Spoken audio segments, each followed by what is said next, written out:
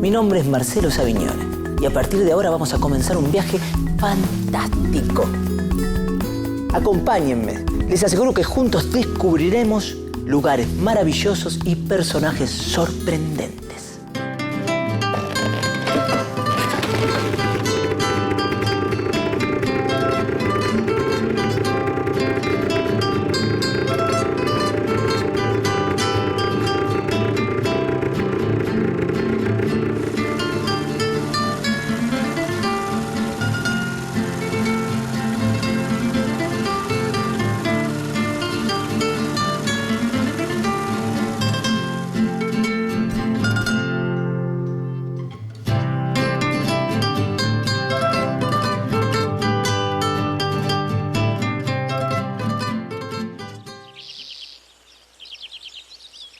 Whisky.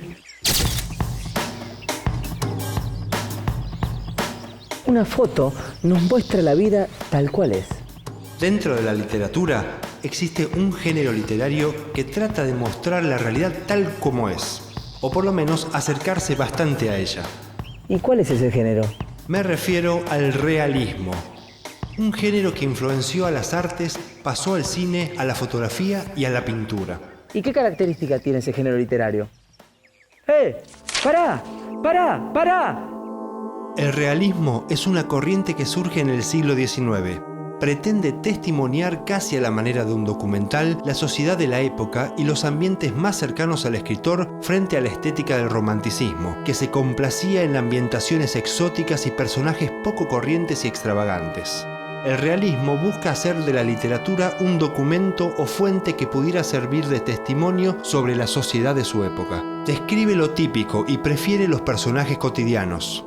Los escritores trabajaban a partir de la observación. Sus personajes no eran extravagantes. Eran personajes que podríamos encontrar en cualquier lugar.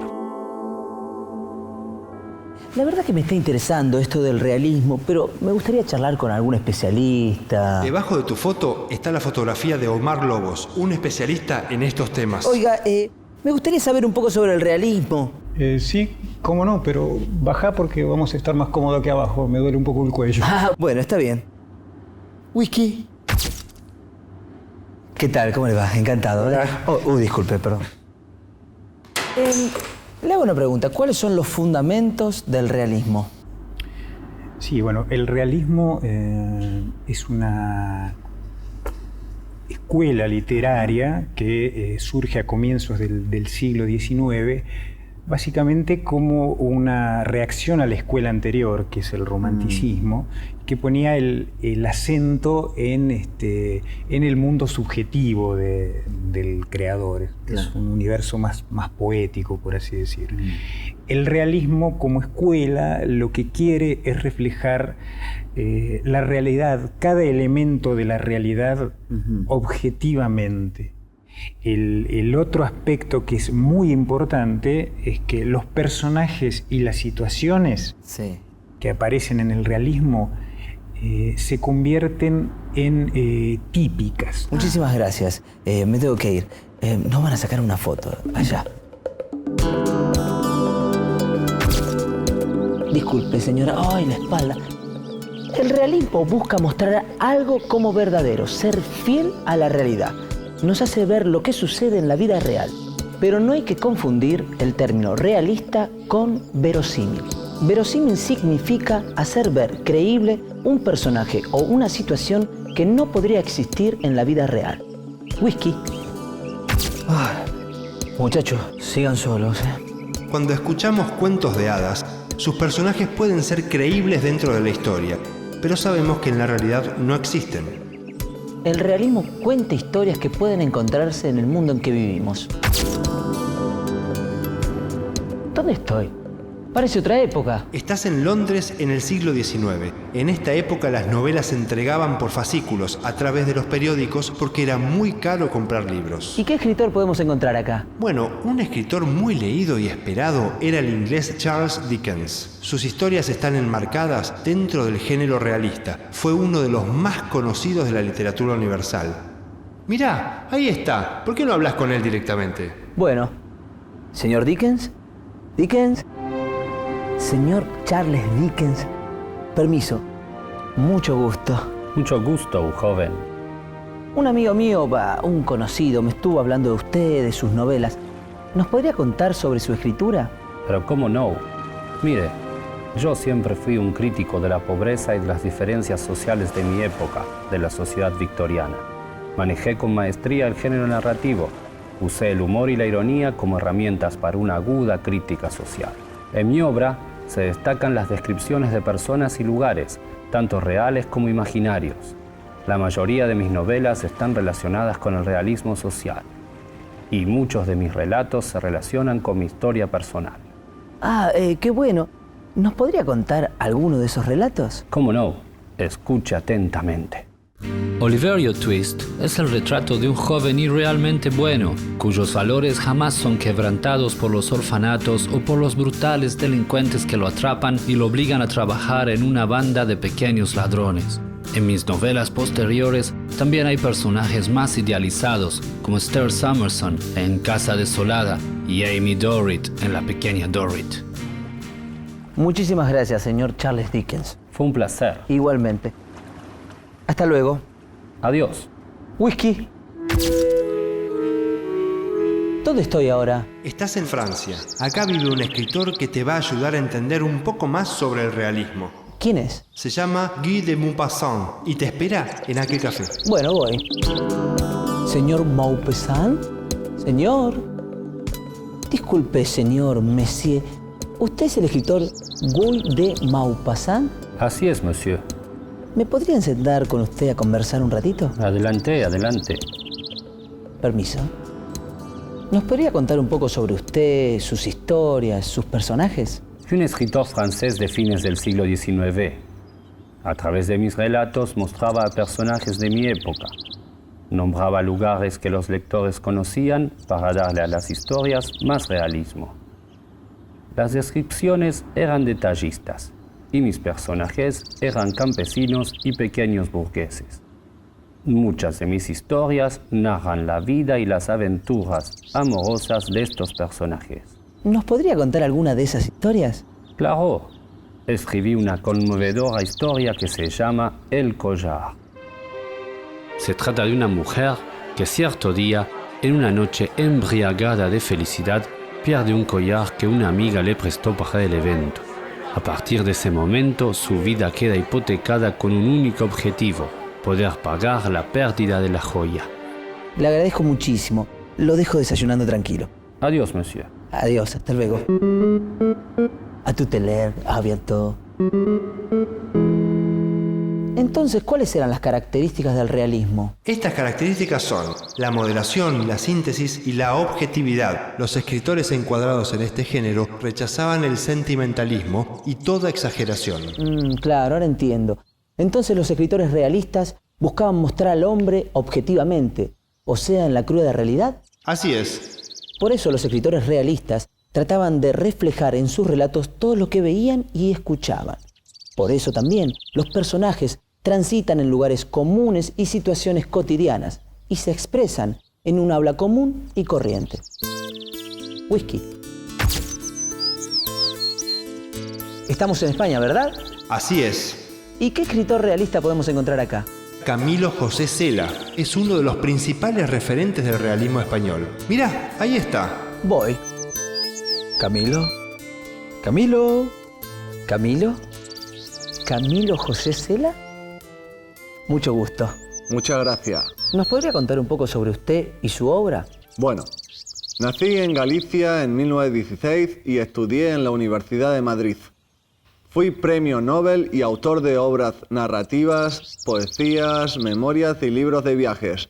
También fui miembro de la Real Academia Española desde 1957 hasta el año 2002. En mi novela La Colmena narro el acontecer cotidiano de una serie de personajes en el Madrid de los años 40, plena posguerra. En su mayoría pertenecientes a la pequeña burguesía venida a menos, viviendo en una situación inestable y con un futuro incierto. Es como si por unas horas pudiéramos seguir los pasos de estas personas en los cafés, en sus casas y en las calles de Madrid. ¿Nos podría contar un fragmento de La Colmena? ¿Cómo no? Preste atención. Doña Roza va y viene por entre las mesas del café, tropezando a los clientes con su tremendo trasero. Doña Roza dice con frecuencia, ¡leñe! Y nos ha merengao. Para Doña Roza, el mundo es un café y alrededor de su café, todo lo demás. Hay quien dice que a Doña Roza le brillan los ojillos cuando viene la primavera. Yo creo que todos esos son habladurías. Doña Roza no hubiera soltado jamás un buen amadeo de plata por nada en este mundo. A Doña Roza lo que le gusta es arrastrar sus arrobas sin más ni más por entre las mesas. Doña Roza tiene la cara llena de manchas. Parece que está siempre mudando la piel como un lagarto. Cuando está pensativa, se distrae y se saca virutas de la cara. Después, vuelve a la realidad y se pasea otra vez sonriendo a los clientes a los que odian el fondo, con sus dientecillos renegridos llenos de basura. Bueno, muchísimas gracias. De nada. Me tengo que ir. Hasta luego, Camilo. Hasta luego. Hasta luego. Hasta luego. Hasta luego. Hasta luego. Hasta luego. Qué fuerte el fragmento que nos contó. El propio Cela definió a su novela como una crónica amarga de un tiempo amargo, en la cual el principal protagonista es el miedo. Bueno, whisky. ¿Y ahora dónde estamos? Esto es España. Sí, es España, pero estás en las Islas Canarias. Esto del realismo me está interesando y ya estoy entendiendo de qué se trata. ¿Qué autor realista puedo encontrar acá en las islas? A Benito Pérez Galdós, el más prolífico novelista español perteneciente al realismo. Colaboró en muchos diarios y periódicos de España, también en la prensa de Argentina. Mirá, ahí lo tenés. Voy. Benito. Señor Benito Pérez Galdós. Mucho gusto. Hombre, el gusto es mío. ¿Me puedo sentar? Permiso. ¿Nos podría contar algo sobre usted y su obra? Nací aquí, en Las Palmas de las Islas Canarias en 1843. Fui muy precoz en la lectura y la escritura. Realicé estudios de bachillerato y dominé el francés, el inglés y el latín, además de mi lengua natal. Siempre me interesaron todas las artes, pero en especial la literatura. En 1897 ingresé a la Real Academia Española. Y con respecto al realismo, ¿qué nos puede contar?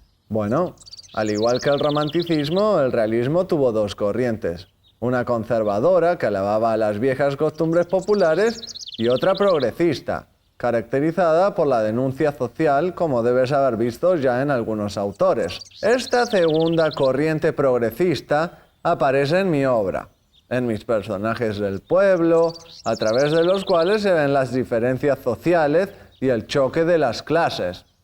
¿Y nos podría contar alguna de sus historias? Les puedo contar una partecilla de mi relato llamado Doña Perfecta. Por favor. Perfecta y Juan dejaron de verse desde que uno y otro se casaron, porque ella se fue a vivir a Madrid con el opulentísimo Polentinos, que tenía tanta hacienda como buena mano para gastarla. En una noche de orgía acabaron de súbito los días de aquel ricacho provinciano, tan vorazmente chupado por las sanguijuelas de la corte y por el insaciable vampiro del juego. Su única heredera era una niña de pocos meses. Con la muerte del esposo de Perfecta se acabaron los sustos en la familia, pero empezó el gran conflicto. La casa de Polentinos estaba arruinada, las fincas en peligro de ser arrebatadas por los prestamistas, todo en desorden, enormes deudas, lamentable administración en Orbajosa, descrédito y ruina en Madrid. Bueno, muchísimas gracias, señor Benito. Me tengo que ir. Hasta luego. Muchas gracias. De nada, amigo. Hasta luego. Olé. Olé. Qué interesante escucharlo Pérez Galdós. Recrea como ninguno el clima social, económico y político de la ciudad, a través de logradas descripciones de personajes y ambientes. Sí. ¿Y qué otros escritores clásicos del realismo podemos conocer? Bueno, no podemos dejar afuera dos grandes escritores rusos, Tolstoy y Dostoyevsky. ¿Y cuáles eran las características de su escritura? En su escritura encontramos otras características del género, la relación entre las personas, su entorno económico y social y los temas relacionados con los problemas de la existencia humana. Whisky. Señor Dostoyevsky, Mucho gusto, joven. justamente quería hablar con usted y preguntarle sobre su historia, su escritura. En relación a mi historia, lo que le puedo contar es que el ambiente familiar de mi infancia está marcado por un padre autoritario, que era médico en el hospital para pobres en Mariinsky, Moscú. Mi madre, en cambio, era un refugio de amor y protección. Yo fui el segundo de 7 hijos. Mi madre muere por tuberculosis en 1831 y mi padre cae en una profunda depresión. Y nos envía a mi hermano Mijail y a mí a la Escuela de Ingenieros de San Petersburgo, lugar en el que empiezo a interesarme por la literatura. Los temas recurrentes en mi obra son el suicidio, el orgullo herido, la destrucción de los valores familiares, el renacimiento espiritual a través del sufrimiento, siendo este uno de los puntos capitales. Algunas de mis obras más conocidas son Crimen y Castigo, El Jugador, El Idiota, El Adolescente y Los Hermanos Karamazov.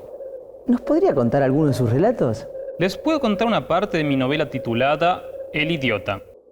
Bueno, no, tampoco me ofenda, a lo sumo yo que sé, me equivoco, tonto, pero decirme idiota acá en Rusia. Comienza así.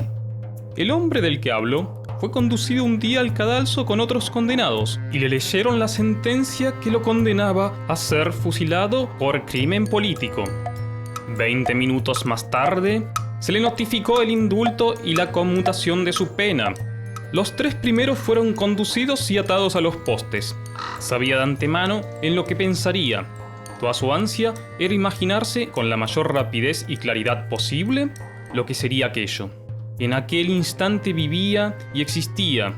En 3 minutos, ¿qué cosa sucedería? Alguien o algo distinto. Pero confesaba que nada le fue más penoso que ese pensamiento. Si no muriese, si me devolviesen a la vida, ¿qué eternidad se abriría ante mí? Transformaría cada minuto en un siglo de vida. No desperdiciaría ni un solo instante y llevaría cuenta de todos los minutos para no malgastarlos. Bueno, muchísimas gracias, señor Dostoyevsky. Me tengo que retirar. Hasta luego. Fue un placer. Adiós.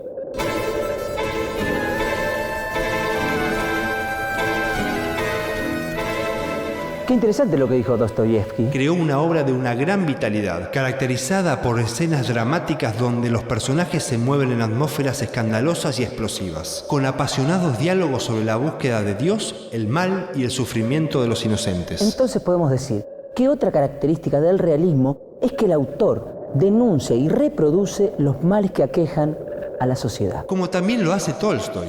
Mirá, ahí está. Tolstoy. Lo estaba esperando. ¿Es usted Marcelo Savignone? Sí, ¿cómo lo supo? Mi amigo Dostoyevsky me contó sobre usted. ¿Quiere que le cuente un poco mi historia? Me encantaría conocerlo. Escuche bien. Mi nombre completo es Lev Nikolayevich Tolstoy y nací en 1828. Y fui, dicen, un novelista ruso muy influyente en la literatura y la política de mi país. Mis obras más famosas son Guerra y Paz y Ana Karenina, uno de los pilares del género realista. La novela Los Cosacos, de 1863, describe la vida de este pueblo que forma parte del paisaje ruso. ¿Nos podría contar algún fragmento de alguna de sus obras? Les cuento una partecita de La muerte de Iván Ilich. Bueno. Escuchen.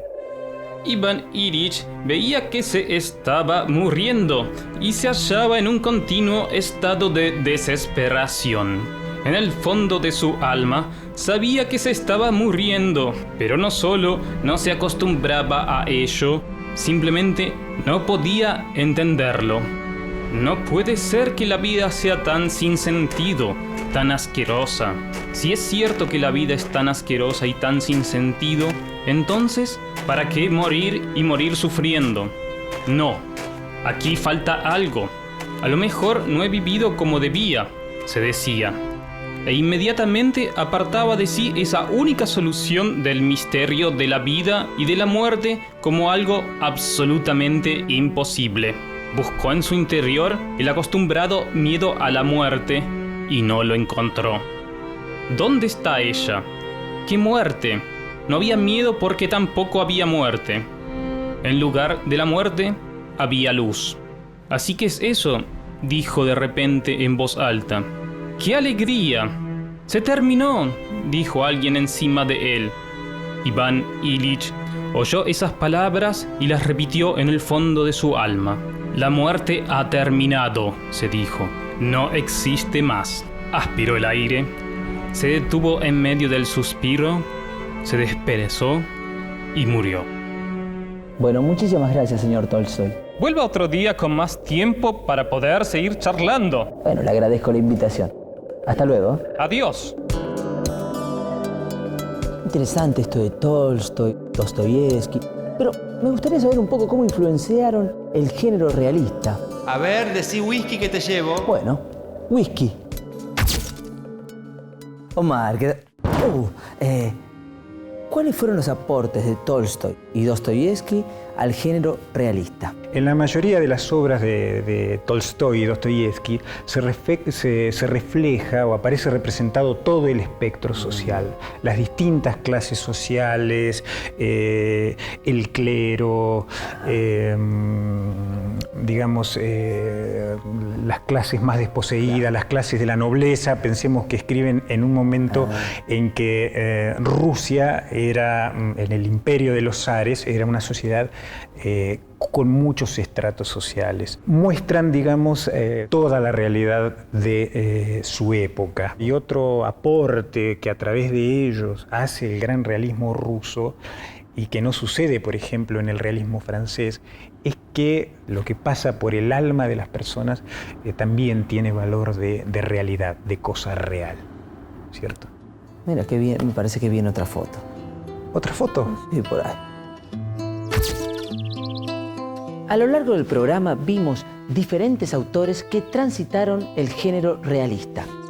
La crítica social en Dickens, los personajes rutinarios de Camilo Cela en La Colmena, los personajes angustiados y torturados de Tolstoy y Dostoyevsky, y por qué no también los pormenores de la clase burguesa de Maupassant, y al final de todo, la descripción detallada de Benito Pérez Galdós.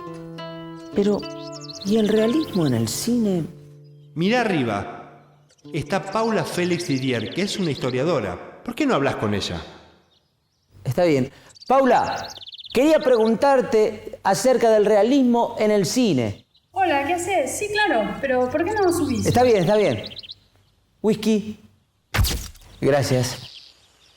Te preguntaba recién sobre el realismo en el cine. ¿Qué nos podés contar?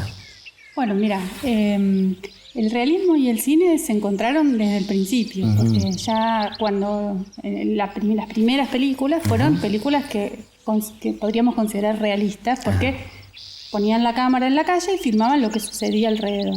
Pero en realidad hubo un movimiento cinematográfico muy importante, que algunos lo conocen, otros no, se llama el neorrealismo italiano. Ocurrió en Italia en la posguerra de la Segunda Guerra Mundial. Fue uno de los movimientos cinematográficos más importantes de toda la historia del cine. Lo que hicieron fue, cuando terminó la guerra, Italia perdió la guerra y quedó en una situación económica muy complicada. Y no había plata para hacer películas y los estudios estaban cerrados, sacaron la cámara a la calle y empezaron a filmar con lo que tenían en decorados naturales. Iban en las calles de Roma, por ejemplo, una película muy famosa que es Roma, Ciudad Abierta, salieron a filmar la ciudad de Roma destruida. Filmaban con actores no profesionales, no usaban maquillaje para los actores. Es decir, trataron de encontrar una estética realista, trataron de que la cámara tomara lo más cercano a la realidad posible. El cine nunca es del todo realista, el arte nunca es del todo realista, pero en algún sentido trataron de reflejar la realidad italiana de posguerra, una realidad muy dura. ¿Y la influencia del neorrealismo en el cine argentino? Bueno, mira, tuvo una influencia muy larga que llega hasta el día de hoy, pero en principio una influencia directa porque uno de los guionistas principales del neorrealismo, que se llamaba Cesare Sabatini, y para muchos la persona que pensó al neorrealismo para el cine, Fue profesor, incluso estuvo en Argentina, y fue profesor de algunos directores que después van a ser muy importantes. El más importante de todos es un director que es un señor de una barba muy larga, que se llama Fernando Birri, y que hizo una película muy famosa que se llama Los Inundados, sobre los inundados de la provincia de Santa Fe. Y viniendo ya un poco más hacia ahora, hay algo que se llama, algunos críticos llaman el nuevo cine argentino, que es el movimiento de estos últimos cineastas más jóvenes. Algunos lo ubican desde el año 1995 más o menos para acá. Fundamentalmente te puedo nombrar a dos, que son los más conocidos. Uno es Pablo Trapero, que hizo una película Mundo Grúa, sobre a él le interesa el mundo del trabajo, el mundo de los sectores populares, y utiliza la estética del neorrealismo tratando de buscar actores que, si bien son actores formados, no es gente sin formación actoral, pero son actores no conocidos, y de alguna manera retoma algunos de los postulados del neorrealismo. Y el otro director es Caetano. Él codirigió con Bruno Estañaro una película que también se podría decir que tiene una influencia importante del realismo y en algún sentido del neorrealismo, que es Pizza Birra Faso. Y Pizza Birra Faso es una película que también utiliza la estética realista para meterse con temas, y aquí por ahí la herencia es mucho más de los temas que del modo de filmar. Pero estos temas que no aparecen o no aparecían habitualmente en el cine. La pobreza, la marginación. Bueno, muchísimas gracias, me tengo que ir. Oh, qué lástima. Bueno, chao. Hasta luego. El realismo, más allá de la técnica utilizada, trata de mostrarnos una reproducción fiel y exacta de la realidad.